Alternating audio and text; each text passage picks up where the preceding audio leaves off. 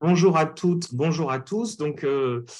On va vous présenter effectivement, Yentel et moi, le fruit d'un travail qu'on a mené un peu de manière décalée, mais qui correspond à des hypothèses et des problématiques qu'on a en commun. Moi, je suis Grégory Ackermann, je suis sociologue, je suis chercheur à l'UMR Innovation à Montpellier. Donc, je travaille avec Yentel, puisque Yentel est donc doctorante avec Yuna Chifolo et moi-même. Et puis, je travaille aussi avec Manon Prader, qui est une ingénieure d'études, qui a travaillé sur une étude qui s'appelle Resico et qui peut pas être aujourd'hui avec nous pour présenter ce travail, mais y a participé de manière très active. Voilà, donc on va vous présenter ce travail qu'on a nommé Résilience des circuits courts et Covid-19, regard croisé sur des adaptations portées par les producteurs et les citoyens pour faire face à la crise. Cette présentation, finalement, c'est un petit peu la jonction de deux présentations qu'on a fait récemment, d'un côté Manon Prader et moi-même, et de l'autre côté Yentel. Et donc, on a fait un effort d'essayer de rapprocher ces deux présentations, ces deux communications en une seule, là, pour essayer de vous montrer, en fait, d'une part, la spécificité de nos approches et d'autre part, la manière dont ces approches produisent des résultats. Voilà. Qu'est-ce que je peux dire d'autre? Je pense que cette présentation, elle s'inscrit effectivement dans l'axe sur l'inscription territoriale des chaînes et puis la résilience. Donc, si j'ai bien compris, c'est le GOS 3.2. Et donc, on va vous parler aujourd'hui d'initiatives qui ont été prises par des producteurs ou par des citoyens ou par aussi des citoyens déjà organisés autour de l'aide alimentaire pour faire face à la crise du Covid-19.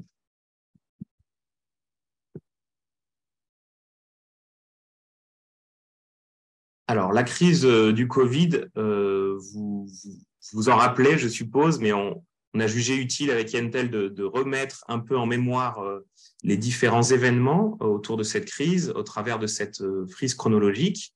Donc, pour rappel, le premier confinement, donc c'est le 17 mars, c'est à la mi-mars, avec la fermeture des marchés de plein vent, la fermeture de la restauration.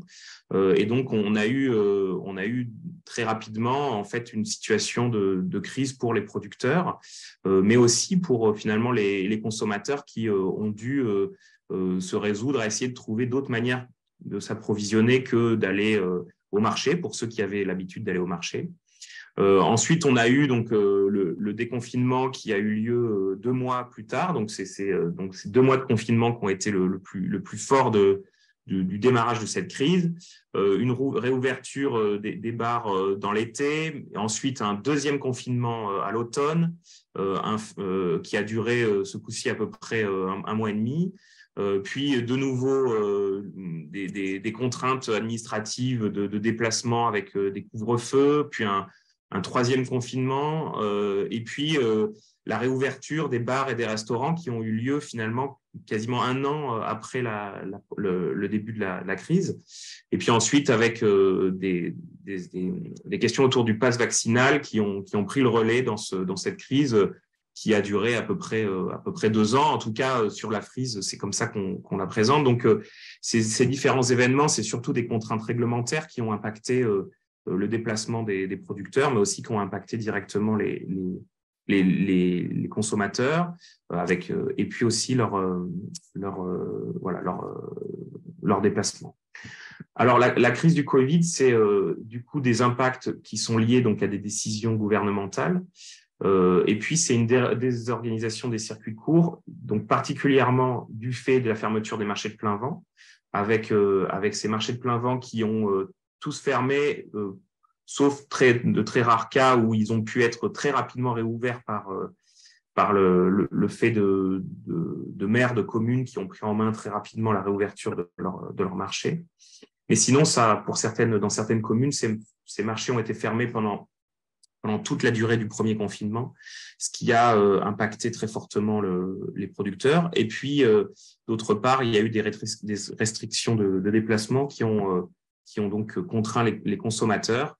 Même s'ils étaient peu contraints sur leur approvisionnement alimentaire, ils ont quand même été pour certains, encourager à plutôt s'approvisionner proche de chez eux.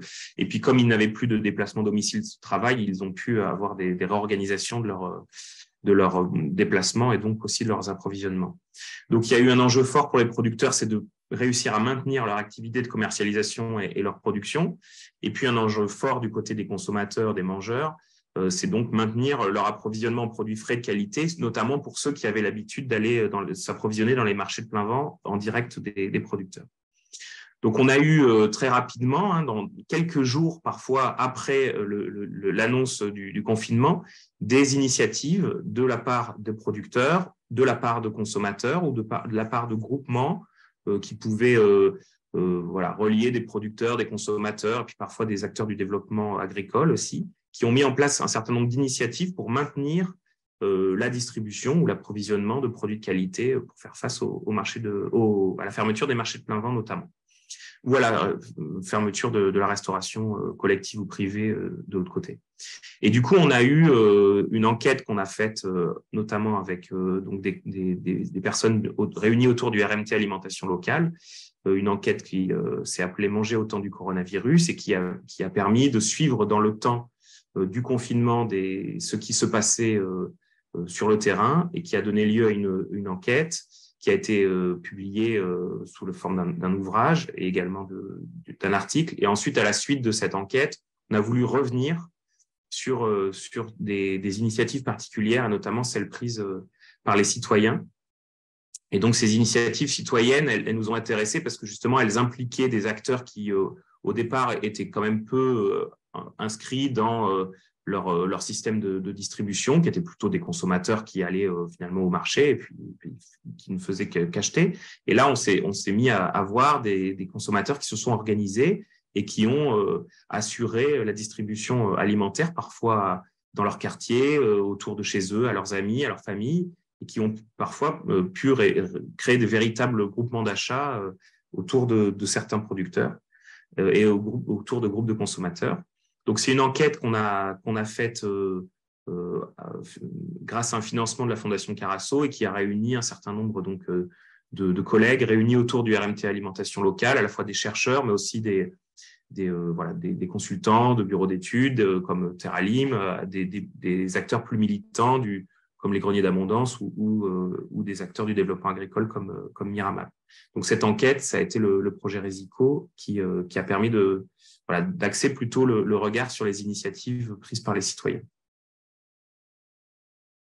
Et en ce qui concerne les deuxièmes cas d'études qu'on va vous présenter aujourd'hui, il s'agit de ceux que j'ai étudiés dans le cadre de ma thèse, qui portent sur les trajectoires de résilience des exploitations maraîchères d'Occitanie. En fait, dans le cadre de ma thèse, qui est un peu un prolongement aussi des travaux qui ont été menés pendant la crise Covid, c'était de s'intéresser aux adaptations et évolutions des exploitations maraîchères pour faire face tout d'abord à la crise Covid et ensuite à de multiples crises. Et c'est le second point, c'est d'essayer de comprendre la résilience dite générale de ces exploitations d'Occitanie, c'est-à-dire d'essayer de comprendre comment est-ce qu'elles font face non seulement à la crise Covid, mais aussi aux suivantes, qui sont entre autres l'inflation et la sécheresse, dont je ne vous parlerai pas aujourd'hui, mais qui sont dans les sujets que j'étudie dans le cadre de ma thèse. Et finalement, pour chacune de ces crises, l'idée est de comprendre donc quelles sont les relations qui ont été mobilisées, les ressources, de quoi est-ce que ces exploitations, ces maraîchers et maraîchères ont eu besoin pour faire face à cette crise, comment est-ce qu'ils ont fait face. Ensuite, dans un cadre plus large, quels sont finalement les effets d'apprentissage d'une crise à l'autre qui faciliteraient ou non les adaptations face à de nouvelles crises et quels sont un peu les modèles de transition pour chacune de ces crises.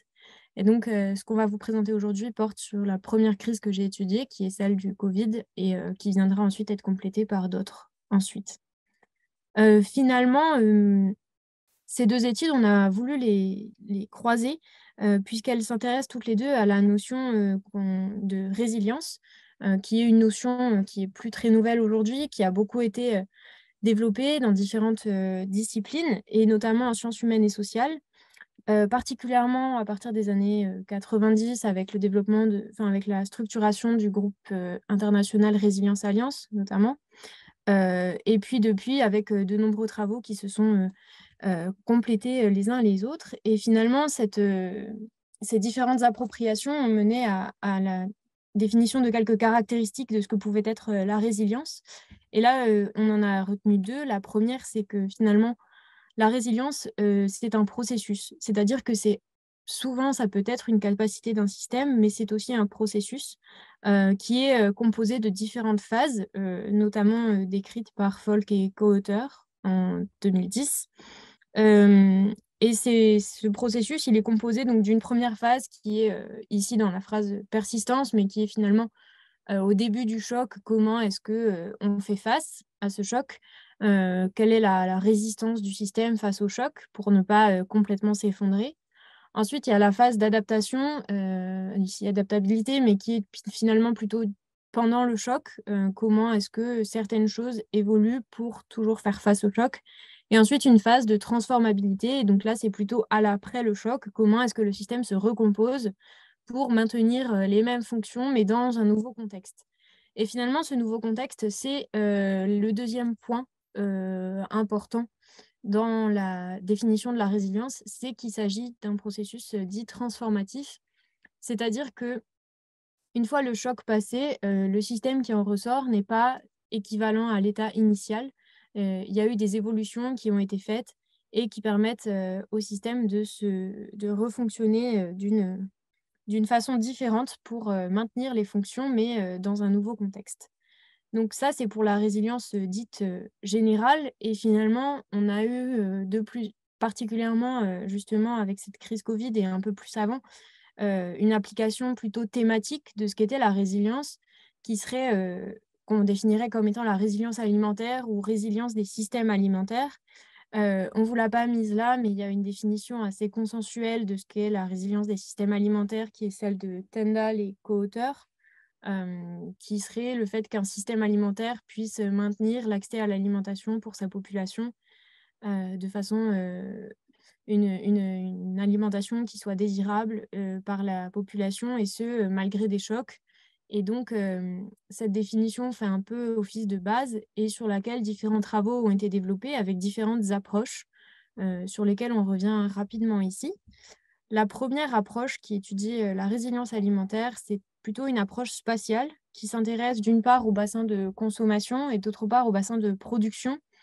Et ces approches comparent finalement ce volume de production et de consommation avec l'hypothèse implicite que la résilience serait la production et la consommation au même endroit, c'est-à-dire local, et donc il y a un enjeu de proximité géographique des deux zones. Une autre approche, c'est plutôt par les flux de matière, ce qu'on appelle métabolisme, enfin une approche métabolique. Et ici, les travaux s'intéressent particulièrement aux flux entrants et aux flux sortants, avec ici la résilience qui serait plutôt finalement la faible dépendance à l'extérieur.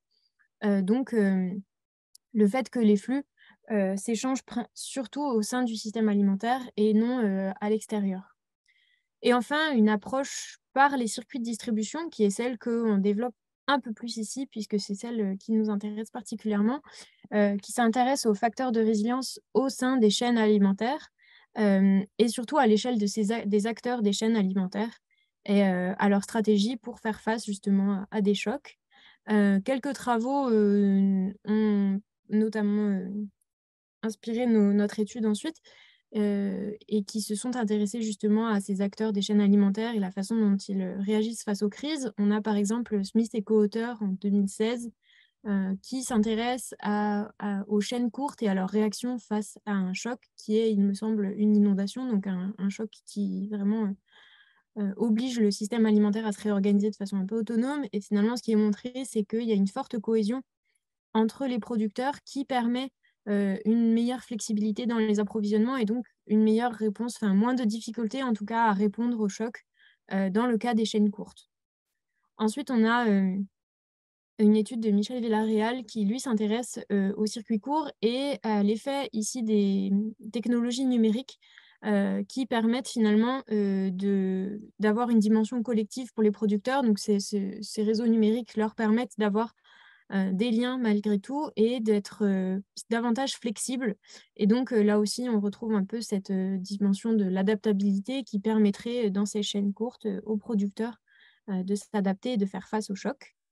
Et enfin, on a des travaux de Benedek et co-auteurs qui s'intéressent particulièrement à la crise Covid là, et qui montrent l'effet des relations mobilisées par les producteurs et productrices pour faire face à la crise et le fait que ce soit une diversité de relations qui est permis à ces producteurs et productrices des chaînes courtes, encore une fois des circuits courts, de s'adapter à la crise Covid.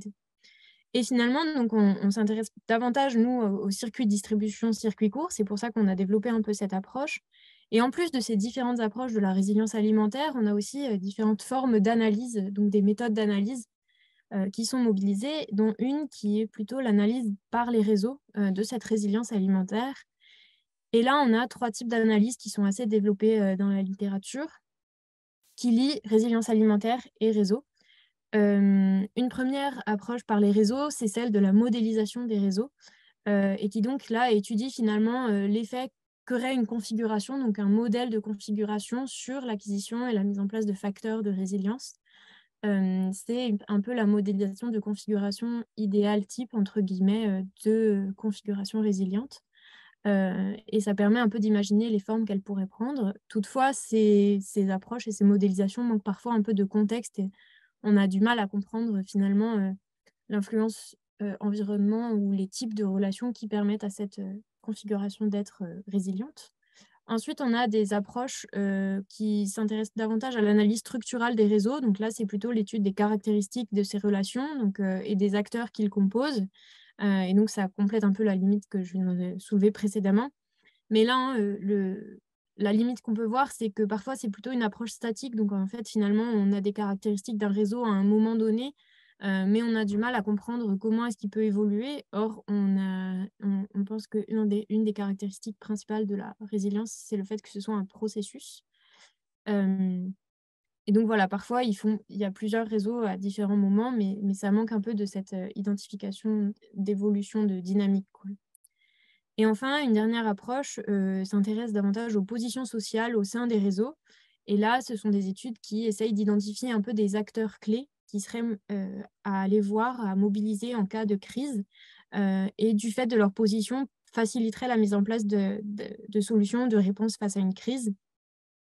Mais là, ce qui manque parfois, c'est un peu de la compréhension de comment est-ce que ces acteurs deviennent des acteurs clés. Et en tout cas, comment est-ce qu'ils enfin, leur position aussi, encore une fois, évolue dans le cas de la crise.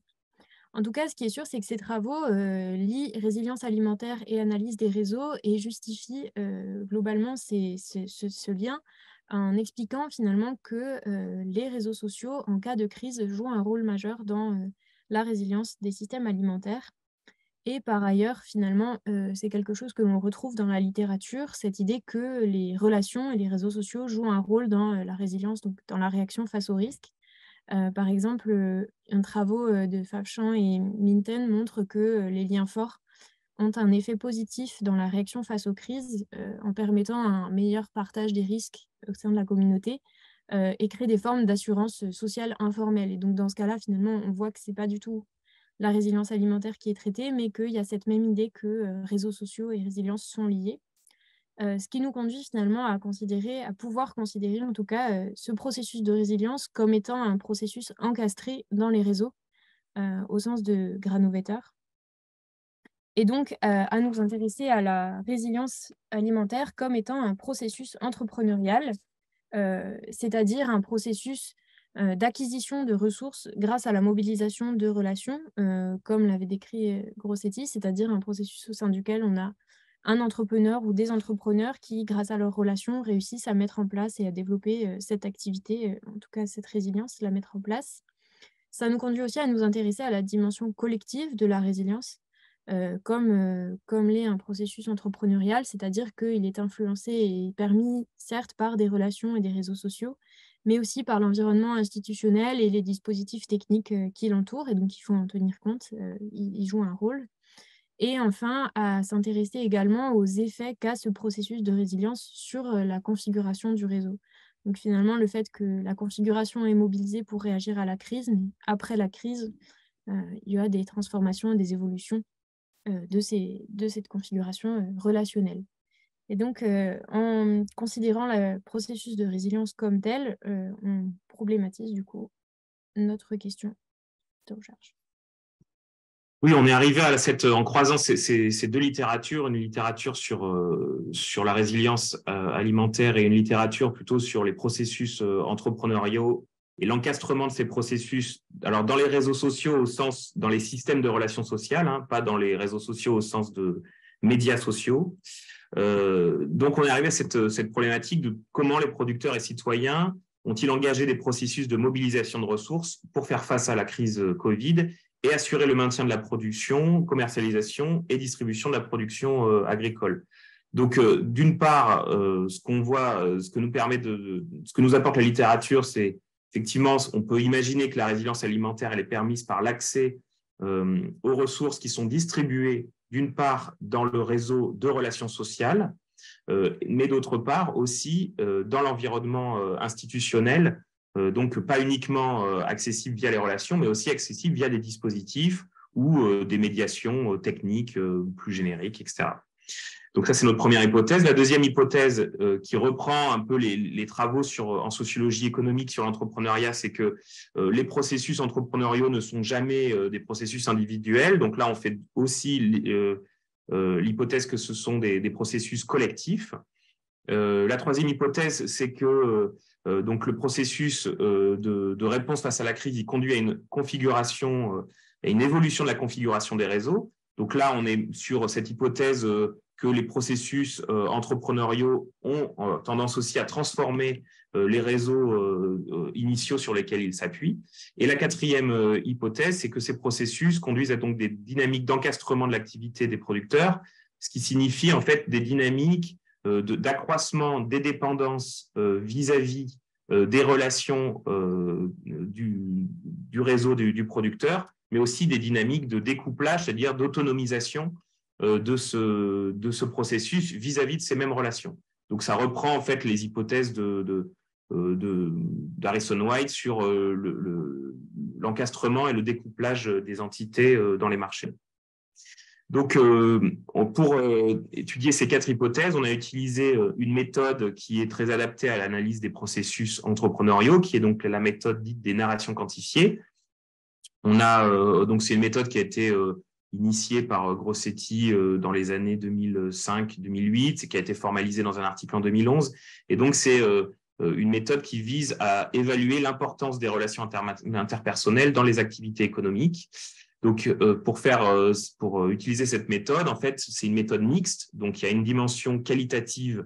Donc, au départ, des entretiens qualitatifs semi-directifs avec un ensemble d'acteurs, donc 2 ou 3 acteurs pour chaque initiative, hein, pas uniquement l'entrepreneur ou le producteur, mais aussi des personnes qui sont autour, puisque avec cette hypothèse que l'entrepreneuriat est un entrepreneuriat collectif. On a ensuite une récolte de documents autour aussi, par exemple des documents comptables ou des tableaux de bord ou des comptes rendus. Ensuite, à partir de ces données, on produit un récit, c'est-à-dire un récit chronologique du processus entrepreneurial, là lié dans notre cas à la résilience, au choc, donc les réactions au choc. Le récit de la réaction au choc. Et puis ensuite, à partir de ce récit, on fait un codage. Donc, on va identifier chacune des ressources qui ont été signalées dans ce récit. Et donc, pour chaque ressource, on aura une ligne du tableau.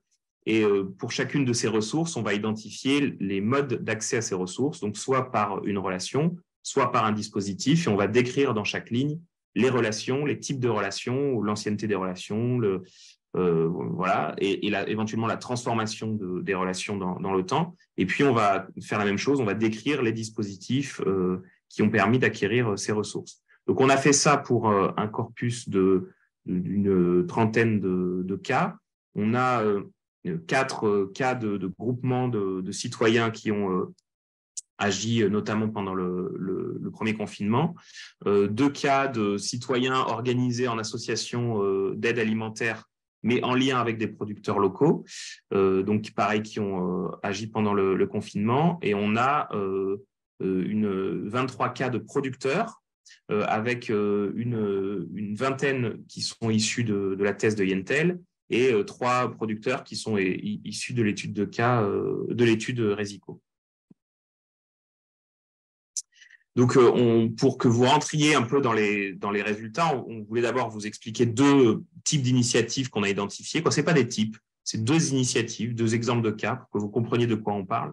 Donc, quand on parle de groupement citoyen, on peut prendre l'exemple, par exemple, du Black Market, qui était une initiative portée par un restaurateur au départ, puisqu'il a, son restaurant a dû fermer, donc il a décidé de poursuivre, de recréer un système, une sorte de marché, en fait, du fait que le marché de sa ville avait fermé, du fait qu'il avait du temps parce que son restaurant était fermé.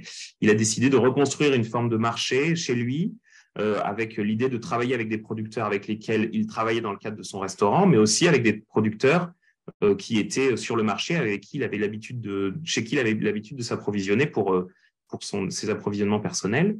Donc, il a organisé, le restaurateur donc, a organisé un système de commande et de livraison de paniers chez lui, dans son garage. Et donc, il a mobilisé principalement ses amis, qui ont participé d'une part en l'aidant un petit peu à la logistique, mais d'autre part en venant acheter et aussi en allant redistribuer cette alimentation aussi dans leur propre réseau personnel. Et donc, on a eu une initiative qui a pris de l'ampleur, mais aussi qui a eu un impact en termes de convivialité, puisqu'on a eu des initiatives comme ça nombreuses pendant le Covid, qui ont eu aussi une fonction de sociabilité, de retrouver des espaces de sociabilité. Et c'est le cas pour cette initiative-là, qui a, pendant le confinement, permis de recréer un espace d'échange, d'interaction entre consommateurs et producteurs. Et donc, on a eu une initiative qui a pris fin au premier déconfinement. Je te laisse présenter la deuxième, Yentel. Oui, donc dans le cadre de ma thèse, je me suis intéressée aux initiatives qu'avaient vécues les producteurs, donc soit qu'ils avaient mises en place, soit auxquelles ils avaient participé. Et là, c'est un exemple parmi d'autres, mais c'est le cas d'un agriculteur qui a sa production en tout cas en Ariège et qui vend principalement un marché de plein vent à Balma, donc à Toulouse. Et donc qui, lorsque les marchés ferment, se trouve un peu dépourvu et perd une grande partie de sa clientèle qu'il avait principalement via ce circuit-là. Et finalement, l'initiative qui naît, elle est justement à l'initiative d'une de ses clientes assez régulières du marché, qui se trouve en plus être l'adjointe à la mairie, qui donc a un réseau assez connu sur Balma, et qui propose à lui, mais aussi à d'autres producteurs qu'elle connaît au-delà de sa fonction d'adjointe sur le marché, de mettre en place un système de livraison de paniers, là aussi, qu'elle prend très largement en charge. C'est-à-dire qu'en fait, elle propose aux producteurs à ce moment-là, et donc aux maraîchers que j'ai enquêtés, de chaque semaine envoyer une liste des productions qu'il a de disponibles, des volumes, elle redistribue, rediffuse au sein de son réseau, donc son réseau de clients réguliers qu'elle connaît du marché, ses amis. Et donc ensuite, elle récolte une nouvelle fois toutes ses commandes et lui envoie. Et donc lui a préparé ensuite les différentes commandes sous forme de paniers qu'il livre à différents points relais. Les points relais, ce sont des familles, des foyers à Balma qui se sont portés volontaires pour accueillir finalement ces paniers, les centraliser, puis ensuite que les consommateurs viennent les chercher dans ces différents points relais. Et donc, dans cette initiative, il y a un peu une activation de cette cliente qui ensuite mobilise des familles qui deviennent des relais et ensuite des consommateurs viennent s'ajouter au fur et à mesure. Et ça recrée une sorte de marché comme ça qui tourne assez bien. Il m'expliquait que son trajet était aussi dessiné de maison en maison pour aller livrer ses paniers. Et cette initiative prend fin à la réouverture des marchés. Toutefois, il m'explique que maintenant, il y a aussi de nouvelles relations qui se sont créées, enfin, je vous en reparlerai, mais avec de nouveaux consommateurs sur le marché qui a réouvert depuis. Voilà, Voilà, donc c'est un exemple. toutes ces initiatives, on en a fait des récits qu'on a codés dans un tableau. Et donc, tous les résultats qu'on va vous donner, c'est des résultats où on a agrégé en fait toutes toutes les lignes de ce tableau pour cette trentaine d'initiatives que l'on a codées. Donc, pour étudier cette première hypothèse donc, sur la distribution des ressources, d'une part, il a fallu donc caractériser ces ressources. Donc, ce qu'on voit, c'est qu'on a une majorité, plus de la moitié, des ressources qui sont des ressources aval, donc en fait, qui sont des ressources qui sont des clients. Donc, c'est en fait, ce qu'on a codé, c'est la manière dont des entrepreneurs, là, donc soit des producteurs, soit des citoyens, soit des acteurs du développement agricole, se mobilisent pour retrouver des clients à la suite, souvent, la plupart des cas, c'est à la suite de la disparition du dispositif de médiation, de rencontre, qui était le marché de plein vent. Donc, comme il a disparu, il faut reconnecter avec des clients. Donc ça, c'est la principale ressource qui ont été mobilisées pendant ces activités, ces initiatives et pendant ce premier confinement. On a ensuite des ressources cognitives, donc de la connaissance. C'est soit des conseils qui sont donnés ou fournis, soit ce sont des informations qui sont parfois trouvées dans la presse ou ailleurs. On a ensuite de la main-d'œuvre, 14%. Donc là, on a de la main-d'œuvre, c'est la deuxième ressource la plus mobilisée par les entrepreneurs. Ça signifie des coups de main, en gros, qui sont donnés par des personnes à des producteurs ou à nos citoyens là, qui se sont activés. On a assez peu de matériel, mais quand même autour de 9%.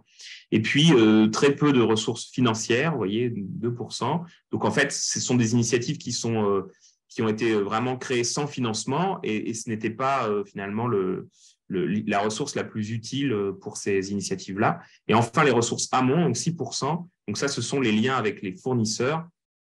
Donc, du fait qu'on soit sur un échantillon qui soit plutôt porté sur les producteurs, du coup, on a moins de ressources amont que si on avait uniquement un échantillon de consommateurs qui s'organisaient pour faire des groupements d'achat. Voilà.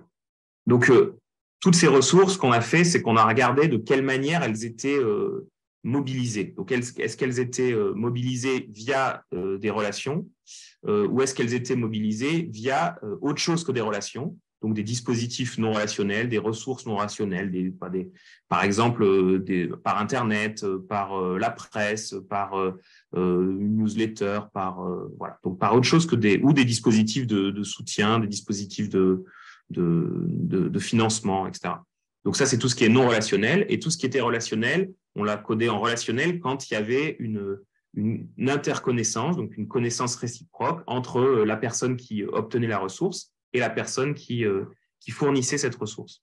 Donc ce qu'on voit, c'est que on a aussi quelques ressources mixtes, c'est-à-dire des ressources qui arrivent à la fois par des relations et par autre chose que des relations. Et puis on a aussi 26 cas là, sur 432 qu'on n'arrive pas à coder parce qu'on n'a pas eu l'information au moment de l'entretien, puis ensuite on n'a pas réussi à l'obtenir, y compris en recontactant les gens. Les gens ont oublié, par exemple, ne savent plus comment ils ont obtenu cette ressource-là.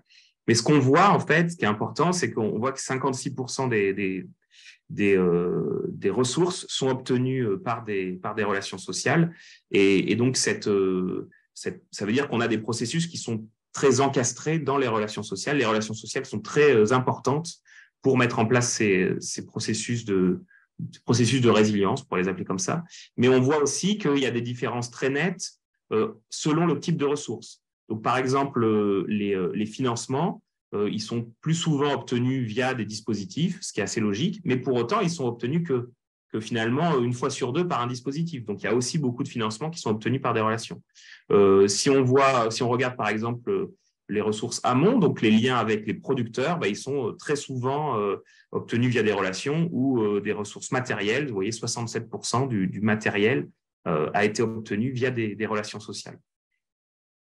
Donc, dans le tableau suivant, qui concerne là, plutôt notre hypothèse numéro 2, c'est-à-dire est-ce qu'on est sur des entrepreneurs tout seuls ou est-ce qu'on est sur des entrepreneurs collectifs, on a codé comme variable la manière dont les entrepreneurs obtenaient cette ressource. Est-ce qu'ils l'obtenaient après avoir pris l'initiative d'essayer de l'obtenir ou est-ce qu'ils l'obtenaient sans qu'ils aient pris l'initiative de l'obtenir? Donc, en fait, est-ce qu'on leur proposait, est-ce que c'était autrui, une autre personne ou une information qui venait à eux sans qu'ils l'aient demandé?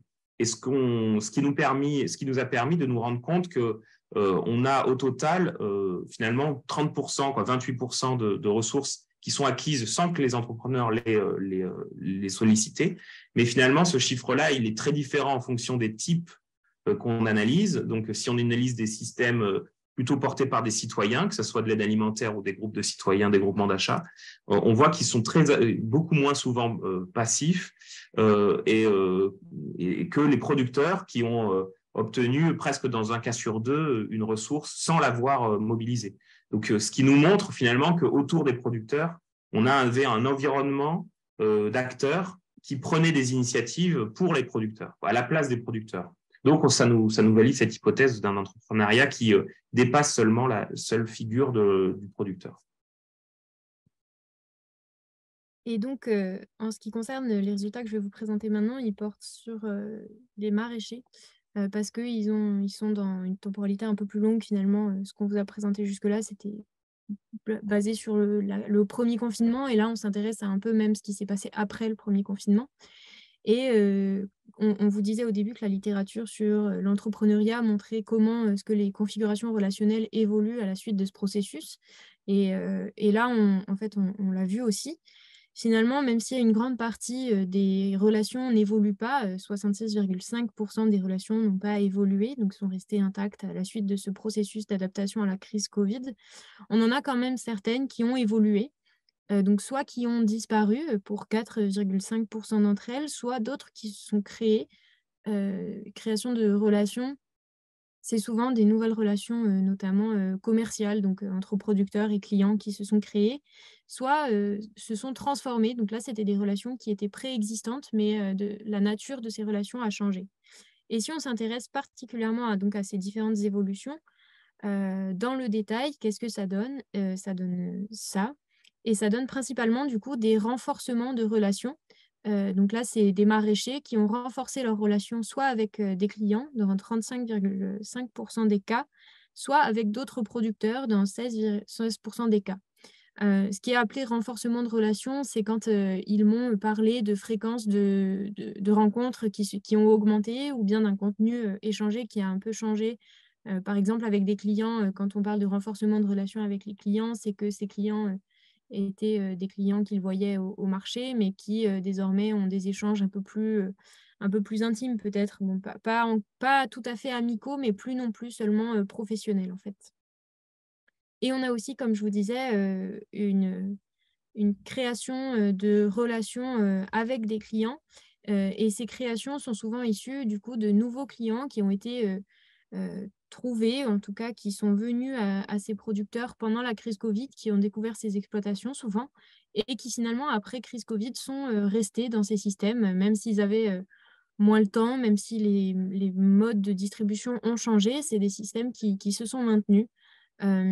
C'est par exemple pour ce cas-là ce que FF, donc le producteur en Ariège dont je vous parlais au début, là, dont j'ai donné l'exemple, m'expliquait, c'est que finalement certaines familles qui ont été des relais, des points relais pendant la crise Covid n'étaient pas forcément des clients à lui spécifiquement au début de cette crise, mais le sont devenus au fur et à mesure pendant Covid. Et après Covid, au moment où les marchés ont rouvert, sont restés des clients qui sont désormais des clients assez réguliers chez lui et à qui, en plus, il offre un peu un traitement spécial en leur proposant de continuer à leur faire des paniers pour qu'ils évitent la queue. Mais finalement, c'est une création de relations avec de nouveaux clients. Et ensuite, on a aussi, par exemple, des transformations. Donc, je vous en parlais de relations qui étaient déjà existantes, mais qui se transforment. Et c'est par exemple ce que j'ai appelé amical vers professionnel. Et dans ce cas-là, c'est par exemple des producteurs qui ont monté ensemble des initiatives pendant la crise et qui étaient amis au départ et qui finalement décident, par exemple, de monter de professionnaliser un peu leur activité ensemble, donc par exemple de faire un magasin de producteurs, ce genre de choses. Donc on voit finalement que cette crise, elle a conduit à des évolutions dans les relations de différentes façons, même si encore une fois, c'est pas la majorité des relations qui ont évolué. Et ensuite, on s'intéressait à cette dynamique d'encastrement. Et quand on s'intéresse à l'activité des maraîchers et maraîchères, on voit que finalement, ce processus n'est pas du tout linéaire et qu'il y a un fort taux d'encastrement finalement ce que j'ai appelé post-confinement, mais on pourrait même dire post-Covid, donc à l'issue de ces 2 ans de crise. pas seulement du premier confinement.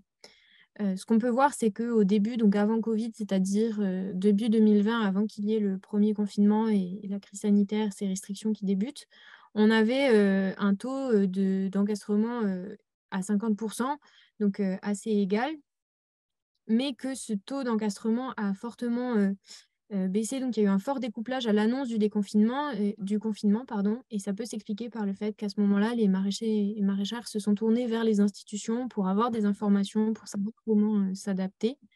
Mais euh, ce qui n'a pas forcément été facile d'avoir comme information, par exemple, où les réponses n'ont pas été forcément satisfaisantes pour ces producteurs et productrices. Et donc, on voit en phase de confinement un très fort taux d'encastrement, donc c'est-à-dire que les initiatives qui se sont mises en place l'ont été grâce à des relations principalement, et qu'en fait, ce taux d'encastrement, il reste fort à l'issue de ce confinement. Et en fait, ce graphique, il montre déjà que ben, on a une dynamique, en effet, que ça ne reste pas du tout stagnant, mais que finalement, ce processus, il est discontinu et assez peu linéaire finalement. Et ce résultat-là, il contraste assez avec les études dont on vous parlait au début d'analyse de dynamique entrepreneuriale plutôt, dans lesquelles finalement on a un taux d'encastrement qui diminue au fur et à mesure avec un découplage et un réencastrement dans des marchés, disons, plus formels, ce qui n'est pas notre cas ici. Et donc, on peut supposer que ce fort taux d'encastrement est assez relié au fait que là, on parle de circuits courts qui sont donc des endroits où les relations les relations interpersonnelles restent assez importantes. Et donc, pour conclure sur ces résultats, c'est ce que je viens de vous dire un peu, mais finalement, nos résultats, ils peuvent être comparables à certains travaux qui s'intéressent aux circuits courts et qui parlent aussi de ce niveau d'encadrement, bon, pas en ces termes, mais qui insistent sur le fait que les relations sont assez fortes, les relations interpersonnelles dans ces types de circuits-là. Et concernant la dimension collective, donc peut-être encore une fois pas à ces niveaux-là, mais on voit dans les travaux sur l'entrepreneuriat qu'il y a quand même une dimension collective, un environnement institutionnel ou d'autres dispositifs qui influencent sur le processus en tant que tel. En revanche, si on peut émettre deux limites sur notre étude comparée qu'on vient de faire, c'est qu'on a des petits échantillons qu'on a présentés ici, et cette méthode qui a quand même une dimension quantitative mériterait d'avoir des échantillons un peu plus grands pour voir si les tendances se confirment ou pas. Et également, on a une différence de temporalité entre ces deux études, puisque Projet Resico a principalement porté sur le premier confinement, tandis que ma thèse et cette crise Covid, en fait, portent sur plutôt 2020, fin 2021, donc un peu plus large. Mais en conclusion, ce qu'on peut quand même dire que notre étude comparée nous apprend, c'est que finalement, la production, commercialisation, distribution ont été assurées par un réseau d'acteurs, et donc un rôle important des clients réguliers des circuits courts qui ont joué ce rôle d'intermédiaire, d'organisateur pendant la crise Covid. Et finalement, cette résilience, elle a été permise davantage par ces réseaux et ces relations que par les dispositifs d'urgence qui ont été mis en place. Même si eux aussi ont joué un rôle, on a vu cette importance qu'ont joué les relations interpersonnelles avec cette évolution de la configuration où on a des producteurs, des citoyens engagés, des clients réguliers qui deviennent finalement des intermédiaires vers de nouveaux clients ou de nouveaux débouchés. Et ce qui découle un peu de ces limites et de cette conclusion, c'est ces trois éléments-là, c'est que finalement, est-ce que ce processus de résilience, il est propre aux circuits courts et à leur taux d'encastrement? On s'est posé la question de quel serait le processus de résilience dans l'échelle longue. Est-ce qu'il y aurait autant de mobilisation de relations ou non? Et comment aussi? Ensuite, concernant cette différence de temporalité, ça pose un peu la question de est-ce que la durabilité fait la résilience, puisque finalement, ces initiatives qui sont étudiées dans le projet Resico, certes, n'existent plus, mais est-ce que ça veut pour autant dire qu'elles ne sont pas résilientes, qu'elles n'ont pas été, ou est-ce qu'elles ne pourraient pas être réactivées en cas de nouvelle crise? Et ensuite, la question finale, c'est est-ce que ce processus de résilience qu'on a étudié dans le cas de la crise Covid serait similaire en tout cas dans le cas de différentes crises, donc par exemple inflation et sécheresse. Et c'est un peu l'objectif de ma thèse, c'est d'essayer de voir quels sont à chaque fois les processus qui se mettent en place et est-ce qu'il y a des éléments qui sont redondants ou non d'une crise à l'autre. Voilà. Merci pour votre attention. Merci beaucoup Yantel et Grégory pour votre présentation fort intéressante et pouvoir avoir là de vous être prêté aussi à ce jeu de relier vos deux enquêtes.